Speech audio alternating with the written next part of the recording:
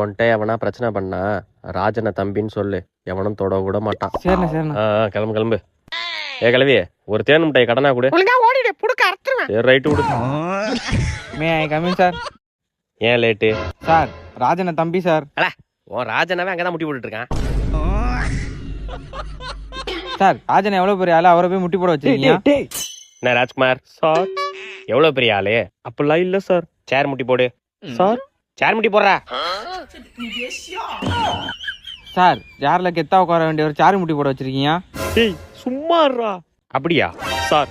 அவ ஏதோ அறியா புள்ள தெரியாம பேசுறான், அதுக்காக தலையில நில்லுன்னா சொல்லாதீங்க சார்.